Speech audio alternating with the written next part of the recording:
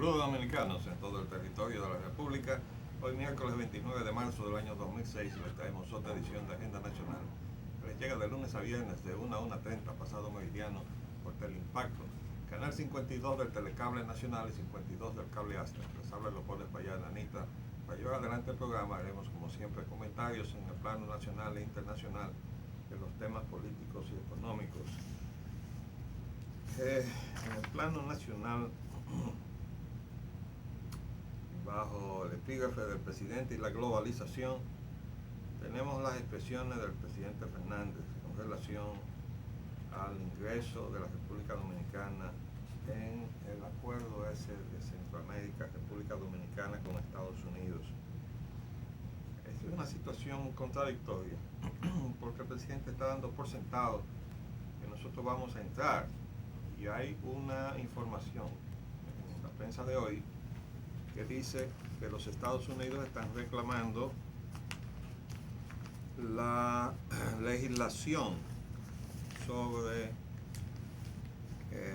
licitaciones, es decir, que el decreto puente que obliga a hacer licitaciones y a terminar con la fiesta de los grado a grados, en lo que sea, no es suficiente, y hasta que no haya una legislación no hay ingreso al TLC, dicen los Estados Unidos.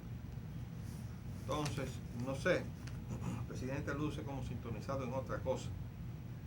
Dicen la prensa que él,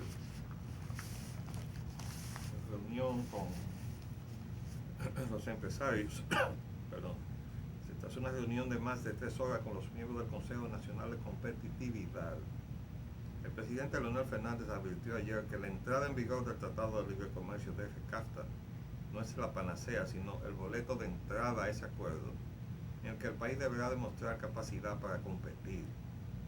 Fernández resaltó la importancia de que la República Dominicana trabaje sobre la base de un plan de acción y dijo que de eso se trató en el encuentro en el que estuvieron presentes funcionarios del gobierno, empresarios y Monseñor Agripino Núñez Collado. No sé qué hace Núñez Collado en eso, porque de competitividad no sabe nada, pero bueno, el presidente tiene que entender que la competitividad es un índice de un factor que se llama competencia. Es decir, si va a haber competencia, usted puede ser más o menos eficiente en su capacidad de competir, y a eso se llama competitividad. Si usted no está en condición de competir, sencillamente porque usted está descalificado en la categoría de la competencia, porque se supone que debe haber categorías o no. El problema es que lo que es bueno, por ejemplo, para el deporte, en donde no se permite que compitan 2 atletas de distinta categoría, en la economía se presupone todo lo contrario. Es precisamente las reglas injustas e indebidas de la política neoliberal, del modelo neoliberal. Pero el presidente el otro día dijo que no creía en eso. Lo dijo antes del viaje. Después, durante el viaje, estuvieron saliendo unos reportajes que ya no se sabe si salieron o no salieron en los periódicos, que se dijo que habían salido, en donde se retrata de otra manera, como una persona que cree en la inversión extranjera. El presidente cree en la inversión extranjera, entonces no puede alegar lo que dijo el otro día, que él no creía en el modelo neoliberal, porque el modelo neoliberal no es más que la plataforma ideológica para que la inversión de los grandes en el mundo se coma la economía de los países más débiles o más pequeños. Y eso se le ha dado un matiz ideológico. El esquema neoliberal, que no es otra cosa que el esquema liberal del siglo XVII, reeditado ahora. Entonces, no se puede competir en condiciones donde usted tiene la desventaja, todas las desventajas. Y otra cosa que no está claro es, hasta donde tenemos entendido, todas las concesiones que se hayan negociado con los Estados Unidos en virtud de ese acuerdo tendrán que ser otorgadas también a la Unión Europea. ¿Ustedes están escuchando? Todo lo que se haya negociado con Estados Unidos en virtud de ese acuerdo también vale para la Unión Europea, porque la Unión Europea exige que cualquier concesión que se haya otorgado a otro bloque, en este caso Estados Unidos es un bloque, hay que otorgárselo también al bloque europeo. Entonces, si hemos hecho alguna concesión indebida a Estados Unidos, estamos fritos porque hay que dársela también a la Unión Europea. Pero de eso no sabemos nada, porque como eso lo negociaron una serie de delegados del gobierno durante la gestión de Hipólito Mejía, encabezados por una persona que no sabía absolutamente nada de eso, que era la secretaria de Industria y Comercio, Sonia Guzmán. Pero este gobierno convalidó eso. El presidente Fernández inmediatamente tomó posesión, dijo que había que seguir adelante con el Tratado de Libre Comercio. Sabemos, y sabe el presidente, que ese tratado va a liquidar el aparato productivo nacional, tal y como está. Lo va a liquidar. ¿Por qué? Porque no crea las condiciones para competir. Entonces, esas contradicciones en el discurso del presidente no son buenas, porque lo colocan en una situación de no saberse si es neoliberal o no lo es, si está de acuerdo con una cosa o está en contra de ella. Y esa ambivalencia tiene ahora mismo detenido el proceso de revisión de ese fraude a la nación que se llamó la capitalización de la empresa pública que se denominaba Corporación Dominicana de Electricidad, donde debieron caer presos mucha gente de aquí y de fuera, pero gracias a la impunidad con que se turnan los gobiernos, la investigación que se hizo durante la gestión de Hipólito Mejía, no hay iniciativa de Hipólito Mejía, sino de su Contralor General, probablemente el funcionario, sino el único de los pocos funcionarios honestos que tenía Hipólito Mejía en su gobierno, Federico Lalana, inició esa investigación y formó un equipo de 4 técnicos, entre ellos quien les habla. Por eso yo puedo decir eso que estoy diciendo. No puedo hablar por todos los miembros del equipo, pero puedo decir todo lo que hicimos. Y puedo afirmar que se le puso en las manos al presidente Hipólito Mejía el expediente para encauzar a los responsables de ese fraude. Pero él no hizo eso. Él se puso a negociar con eso. Todavía está negociando con eso. El otro día lo estaba mencionando, diciendo que se había hecho un fraude, sino que con el documento en la mano. Incluso viajó a Europa con el documento en la mano, para que lo dejaran tranquilo los españoles con el asunto de la seguridad jurídica de la inversión extranjera. El discursito con que fueron también a apoyar a Evo Morales. Bueno, pues en lugar de poner el expediente en manos de juez Garzón para que metieran preso a todos los españoles metidos en el fraude, Hipólito Mejía les dio a leer el informe. Tenemos entendido. Entonces así no se puede. Ahora las informaciones que tenemos de primera mano es que lo que vino ahora de Europa en el regreso del presidente con relación a la cuestión eléctrica va a crear una crisis aquí en este país. De eso le vamos a hablar con más extensión una vez que tengamos en nuestras manos los documentos, y probablemente hagamos algunas entrevistas con relación a ese contenido tan importante para los dominicanos. De todas maneras, el presidente es contradictorio en sus afirmaciones. Aquí hay otra información del Listín Diario: generadoras incumplen acuerdos de Madrid. Eso ya lo sabemos, pero ahora toda la documentación está saliendo a relucir. Ninguna de las empresas que operan bajo el Acuerdo de Madrid ha cumplido con lo estipulado en los contratos de compra y venta de energía. Oigan eso. ¿Y qué hace el señor superintendente de electricidad que no cierra todas esas empresas o las interviene? La ley de electricidad le da facultad al gobierno para intervenir en esta situación de crisis en que estamos metidos. Pero, como no se quiere quiere actuar, por las razones que sean, ya se sabrán. Bueno, ahora tenemos un debate. El debate, vamos a perder tiempo con esto.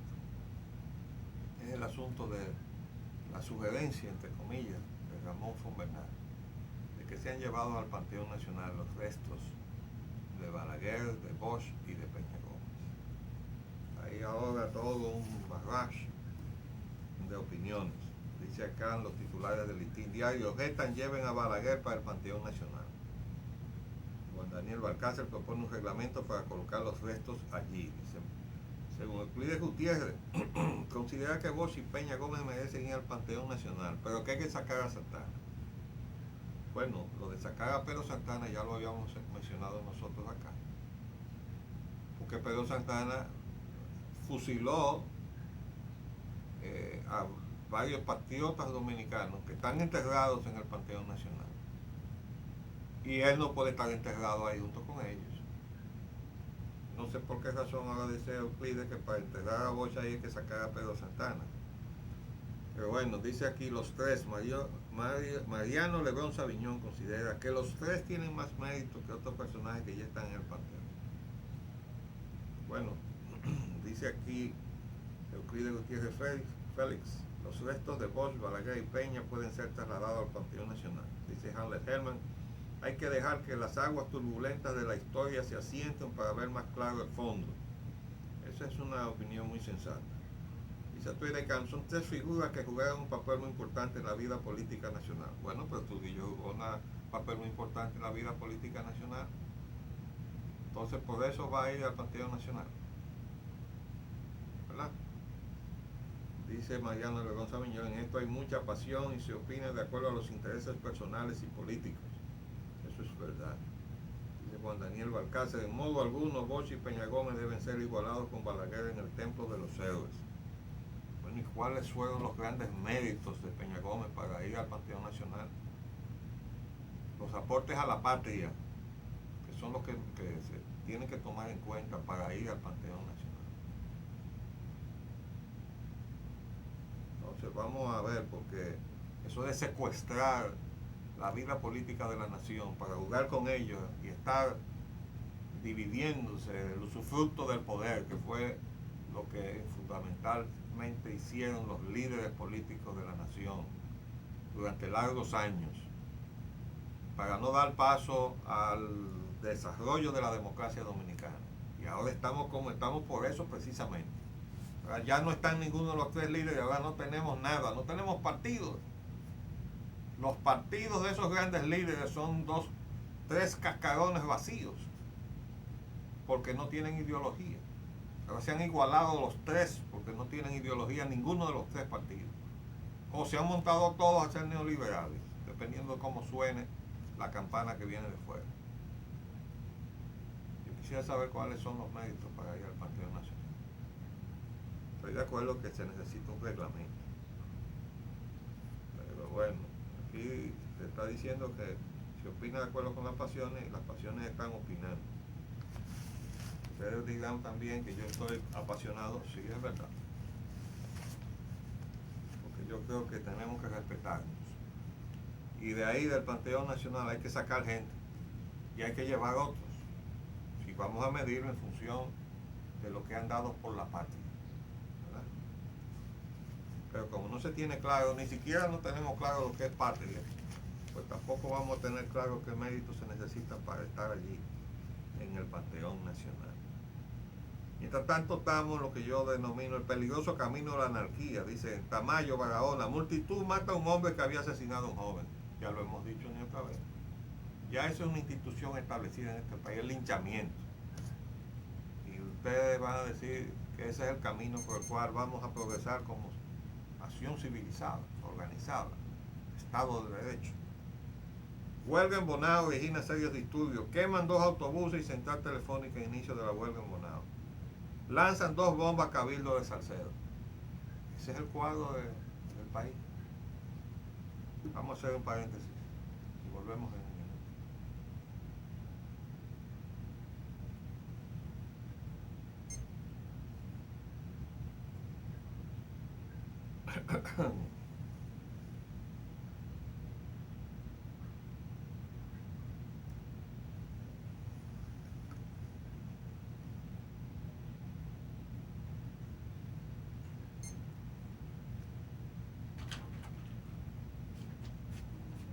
¿Le sirvo más agua? ¿Perdón? ¿Le sirvo más agua? Este poquito me sirve, gracias.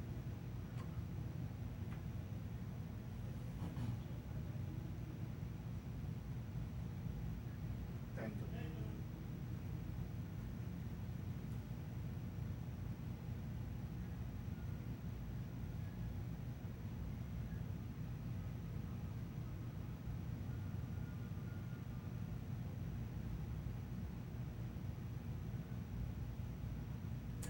Pues bien, siguiendo con nuestra agenda, tenemos que mencionar una oportuna iniciativa que ha salido publicada en la prensa de ayer tarde y hoy también en la mañana. Se trata de las declaraciones del diputado Pelegrín Castillo con relación a la cuestión de los combustibles.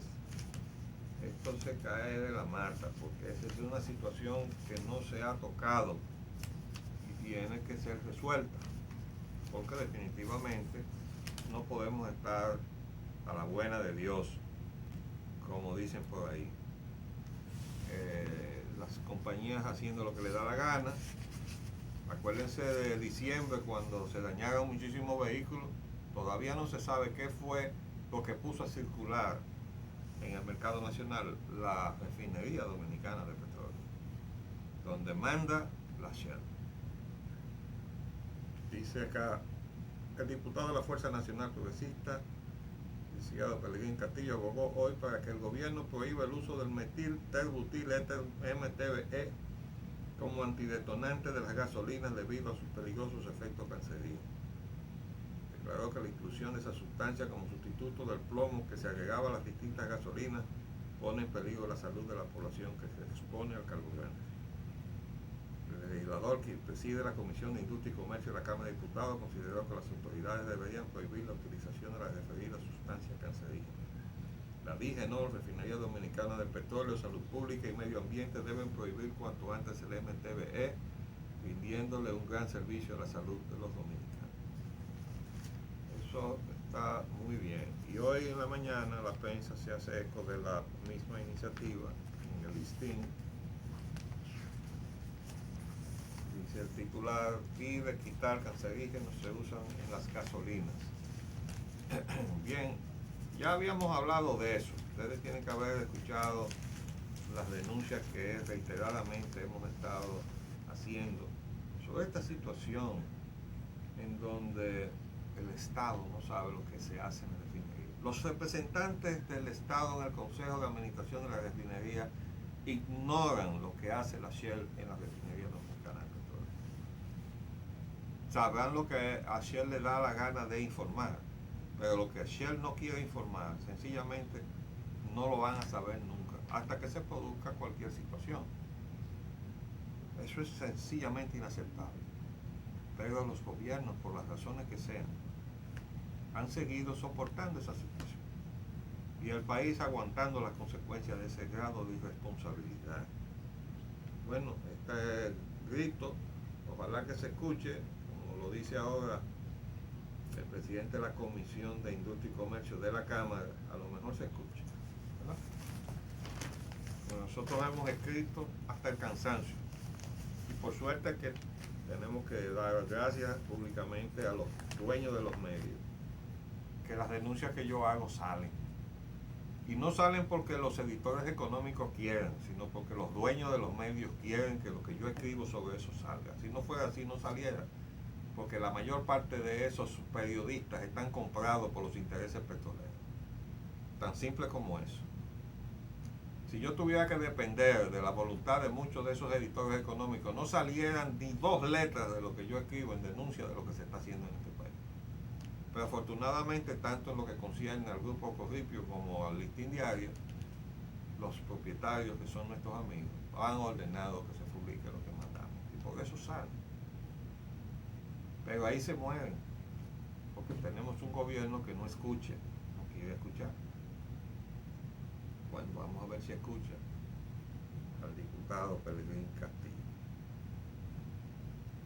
Bueno, en la inseguridad social que tenemos ahora, los empresarios reclaman que el IBSS cumpla lo que dice la ley. Villella dice que la reestructuración es previa al seguro familiar de salud. Ahí lo que hay es un señor tollo, porque todo aquello nació mal y ahora no puede terminar bien. A eso habrá que revisarlo de arriba a abajo. Recuerden que cuando funcionaba únicamente el Instituto Dominicano de Seguros Sociales, pues el gobierno incumplía con la parte que le tocaba, y a eso le toca una buena responsabilidad al doctor Balaguer, que gobernó 22 años. O sea, los periodos presidenciales, digamos, de la etapa democrática, entre comillas, de la República Dominicana, la parte mayor la utilizó el doctor Joaquín Balaguer, 22 años de gobierno. Es decir, que entre lo bueno y lo malo que nosotros estamos en este momento pasando balance, pues la parte proporcional le toca al doctor Balaguer. Si hay cosas buenas, bueno, pues le toca la parte proporcional, pero si hay cosas malas también, y hay muchas cosas malas. Estamos más mal que bien, por de modo que también al doctor Balaguer le va a tocar una proporción mayor de las cosas malas que hoy nosotros estamos padeciendo. Y entre ellas está que, por ejemplo, al Instituto de Seguros Sociales no se le daban los aportes que le correspondían al gobierno, porque el doctor Balaguer lo sabe en su plan de construcción. A la Corporación Dominicana de Electricidad no se le daban los aportes que tenían que habérsele dado para haber ampliado su base de generación eléctrica sobre unos criterios más estables, como serían desde el punto de vista tecnológico y de uso de combustible, que no se sustituyó, perdón, al revés, que fue sustituido por la improvisación, la imprevisión y además por la corrupción, porque se comenzaron a dar contratos de compra de energía. Ahí vinieron los contratos de González Bunster y todo ese grupo, ¿verdad? Favoritismo político a costa del servicio eléctrico nacional. Así es como se escribe la historia. De modo que a la hora de ver mérito para ir al Panteón Nacional vamos a pesar todo eso, ¿verdad? Bueno, pues ahora los empresarios dicen que no quieren que se retorne a la situación anterior, porque antes tenían que pagar la parte que le correspondía del seguro de los empleados. Los empleados ponían una parte y los patronos otros, se entregaba al seguro social, y la parte que tenía que poner el gobierno no la ponía. Entonces el resultado era que los empleados no recibían el servicio que debían recibir, entonces los patronos tenían que contratar otro servicio médico, además de la seguridad social. Bueno, los patronos se desquitaron cuando llegó el momento y dijeron, bueno, aquí se acabó el Instituto de Seguros Sociales. Bueno, pero resulta que si se acaba el Instituto de Seguros Sociales, queda un gran segmento de la población sin protección. Que eso que quieren los patronos no puede ser. O sea, todo eso hay que arreglarlo. ¿Por qué? Porque cuando se hizo el diseño, y a nosotros los arquitectos se nos enseña que hay que planificar primero y ejecutar después, pero hay mucha gente ahí que hacerlo al revés. Sale y ejecuta cosas y después se pone a pensar, caramba, ¿lo habré hecho bien o lo habré hecho mal? No, ya es tarde, ya usted lo hizo. Entonces ahora hay un desastre de la seguridad social. Un desastre. También siguen las diferencias sobre el asunto de la Isla de las Águilas. Y eso también es el precio que se paga por estar improvisando. El presidente se fue de viaje y a nadie le dijo que iba a tratar el tema de la Bahía de las Águilas, porque lo iba a conversar con nadie. Y ahora dice el secretario de Turismo que el secretario de Medio Ambiente, todo lo que es turismo, él se lo pone. Lo que pasa, secretario Felucho Jiménez, es que todo lo que se está haciendo en las playas tiende a depredar el recurso natural que es la playa o los manglares, porque esa es la función depredadora de la inversión extranjera. Esa no es inversión nacional, es una inversión extranjera que viene a maximizar sus beneficios. Y si tiene que destruir el país para hacer eso, lo hará. No lo va a destruir en la medida en que eso es lo que atrae al turista. Pero si tiene que llevarse de encuentro lo que sea preservando lo que el turista quiere ver, lo hará, porque no le interesa lo que sea de interés para el país. Eso no es suyo, eso no, ni siquiera este país es suyo. Entonces ese es el problema. Pero bueno, ya se quejaba el presidente. El problema es que los presidentes no se pueden quejar, porque para eso son presidentes, para resolver. Pero el presidente se quejaba hace ya unos meses atrás de que en este país no había planificación de nada. Bueno, pues es verdad, presidente, pero comience a planificar. Deje usted la improvisación, haga un paréntesis, deje ese sello en la administración de este mandato suyo de ahora, de acabar con los disparates y padre. Bueno, ahí están las fotografías de esto. Es increíble. Mire, el metro sigue, no tiene presupuesto y no se sabe de dónde es que Diandino Peña está haciendo uso de recursos. No se sabe, es el presidente que se lo está entregando y se lo está quitando alguna otra cosa, porque el Congreso no ha aprobado los recursos al metro, o sí lo aprobó, y si lo aprobó, díganos cuánto fue que le puso, porque el pueblo no lo sabe. ¿Cuánto le aprobó el Congreso a Diandino Peña para hacer el metro? Bueno, mientras tanto, en los planos de información internacional, Francia sigue agitada. Millones de franceses en la calle, dice, movilizaciones sin precedentes en Francia. Todo eso por regulaciones de tipo laboral, pero que inciden en la participación de las etnias y de regulaciones de tipo económico que afectan también a los jóvenes en términos de oportunidad de empleo, etcétera. Ahí hay situaciones que, bueno, como hay indefinición, no se sabe qué clase de régimen tiene Francia en este momento. Hay una convivencia de conservadores y liberales. Bueno, ya los franceses sabrán cómo van a salir de este lío. Necesitan un proyecto de nación. También los franceses que hicieron una revolución. Dice acá, las informaciones de Estados Unidos son muy contradictorias. Hay un titular que dice, hispanos logran su primer triunfo en Estados Unidos. Sin embargo, hay otro titular que dice, voto del Senado sobre inmigrantes ilegales es una victoria de Bush. Bueno, el problema es que el propio presidente Bush tiene una situación difícil desde un punto de vista familiar, porque el pleito, este enfrentamiento con los inmigrantes ilegales, óigame, y son 12 millones de inmigrantes ilegales, pero los hispanos en Estados Unidos son 40 millones en una población de 300 millones. O sea, los hispanos, toda la población de origen hispano, son más de 40 millones. De modo que es mucho más del 10% de la población. Ahora hay 12 millones de ilegales y más de la mitad son mexicanos. Bueno, y ahí hay situaciones muy simpáticas. Nosotros tenemos una película muy simpática que retrata esa cuestión.